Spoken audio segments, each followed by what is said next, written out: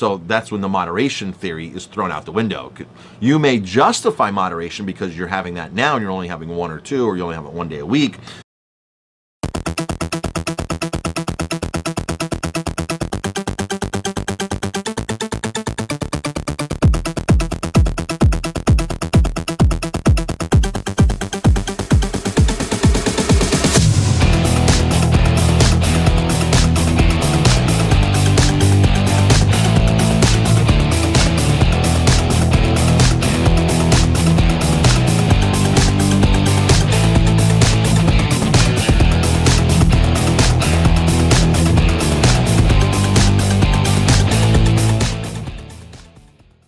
Hello, Chef Marcus Guiliano here, and I'm a chef on a mission. Today's mission is nutrition. I'm doing a lot of business on my channel and focusing on that because I love helping businesses. That's another one of my passions or missions.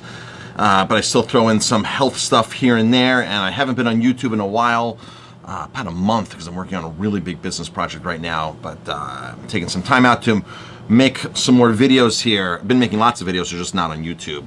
They're on my Restaurant Online Academy.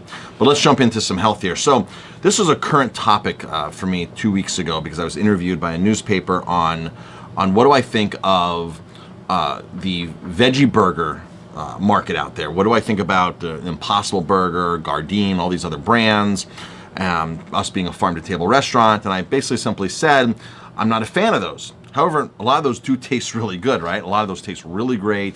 That's because they're loaded with chemicals, fillers, and funky stuff. And they're not. It's not a real food item. It's a highly processed. Now, if you want to start becoming a vegetarian or becoming vegan, these all might be a great leadway into giving up animal protein. But if you're really serious about your health, that's not something that you're going to use on a regular basis. Now, there are some really good brands out there, by the way. One of my favorites is Sunshine Burger. It used to be located right here in Ellenville, and it was made from real sunflowers, beans, black beans. A black bean burger was awesome. It's still on the market out there. The company has changed hands since the original owner, Carol. But I used to be able to walk right out the door here and smell the black bean burgers roasting from a block away. It was amazing. I was in there many times, and I saw it when in there. So here's an article from Insider. It caught my attention, right? Because it says 7 best vegan meat substitutes according to nutritionists. And that last part, according to nutritionists, is what caught my attention, because if you're just saying the 7 best vegan meat substitutes, you're probably talking about Gardein, Boca Burger, all these kinds of stuff that are Impossible Burger that have questionable ingredients in them that are loaded with gluten and bound up and this kind of stuff that's not good for your health. So this caught my attention, right? I was like, okay, let's jump into this and see what they're saying here. So number one, mushrooms. Mushrooms are simple and a healthy substitute. Yes, mushrooms are known to be very, very healthy. When it comes to finding a healthy meat substitute, mushrooms offer several important nutrients to the body, according to Sunny Brigham, board-certified clinical and integrative nutritionist. They are a good source of fiber and a moderate source of protein. By the way, one concern here that people are going to raise is, well, where are you going to get your protein from? Where are you going to get your protein from? Protein is in every food out there. Every food has protein. Even an apple has protein. Corn has protein. It might only be 1 or 2% protein, but it still has protein. Foods naturally come with protein, fat, and carbohydrate, right? Even so, you look at like watermelon. Even watermelon has fat in it. A lot of people argue with me on this, or people have argued with me on this. Watermelon has fat. It's not much fat, but there's still fat in watermelon. So foods naturally just have this protein built into it. So don't think because you're not eating a piece of meat, an egg, fish, chicken, glass of milk, a piece of cheese, that you're not getting protein. Protein comes in everything. Grass has protein, okay? Great point. This is wheat, which is a grass. It's a berry from a grass, is loaded with protein. That's what gluten is. Gluten is protein. So higher the gluten, like for bread, the higher the protein content. So everything has protein. So just put that out of your mind now. They're a good source of fiber and a moderate source of protein. One mushroom cap or cup gives you about 4 grams of protein. They also provide you 10 vitamins and minerals, including vitamin D, B, zinc. So mushrooms, I've always liked mushrooms. And mushrooms are great because you can get some really meaty mushrooms, like those king oyster mushrooms. You can grill them off. You can roast off a portobello mushroom. You can maitake mushrooms over here in the Northeast. They grow rampant in the fall time, wild. They go harvest several hundred pounds of maitake mushrooms every fall, and those things, you sear those off and in a pan, and wow, man, really an awesome tasting meat substitute, or just mushroom in general, just awesome food.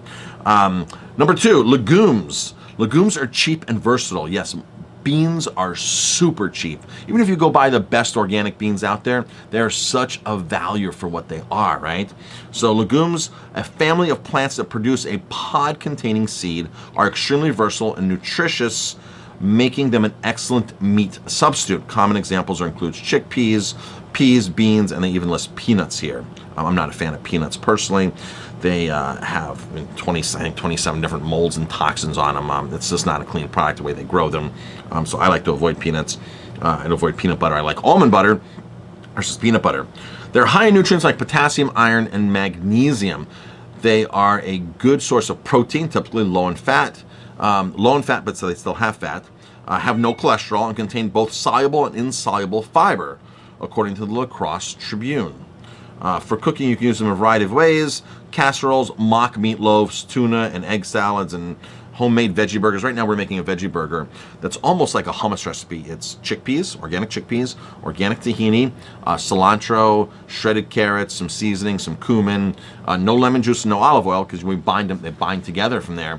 And we just scoop them and put them right on a flat top, or you can put them in a pan at home and bake them, and they are amazing. Of course, you can add whatever kind of sauce. If you want to add cheese, you add cheese. You add vegan cheese, whatever you want. So that's really cool. Number 3, one of my favorites, tempeh.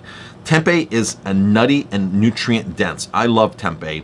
Tempeh bacon, just regular tempeh. I love to make stews out of it. I'll just bake it off and snack on it. A lot of people say, well, I don't like tempeh. It's too dry and this and that. Tempeh is a really nutritious. It's one of the better meat substitutes out there. For those unfamiliar with this meat substitute, it's made from fermented soybeans and then shaped into a patty. You can have more than soybeans in it. They make them multi-grain. I'm not sure if they make any soy-free, but they do add other grains into them. So just don't think it's only soy. It has a nutty flavor and works in a wide range of recipes, according to Mimka, and provides us with a ton of nutrients. It fills 50% of the daily iron intake and well over 50% of the recommended daily magnesium intake, or manganese intake. It's great news for diabetics because manganese helps regulate blood sugar. It also provides 17 grams of protein in just a half a cup, as well as healthy fiber, fats, and vitamin Bs. You can use it in stir fry, crumble it up, make meatless chili. I like it in meatless chili. You can even grill it. So tempeh, Tempeh, tempeh. Tofu. Tofu can be a little controversial sometimes. People think it's some nutritionists think it's a junk vegetarian food, and it's from a process this and that. So tofu can be controversial. Let's see what they say. Tofu is a low calorie and full of protein. Tofu is low calorie meat replacement with a good amount of protein, 10 grams per 3-ounce serving. According to Brigham, it also is full of selenium, manganese, and calcium. And like mushrooms, it is very versatile for cooking. You can also use a softer tofu for scrambled with turmeric, cumin, and veggies. We actually have a veggie tofu scramble on our menu, which we use silken tofu. So there are different types of tofu: soft, firm, extra firm, silken. Silken is one that comes in the little aseptic packs that sits on the shelf. It's shelf stable, and that one falls apart. That's more for like puddings and scrambled. And maybe if you really want a nice soft tofu for a soup or something, it is going to start falling apart on you.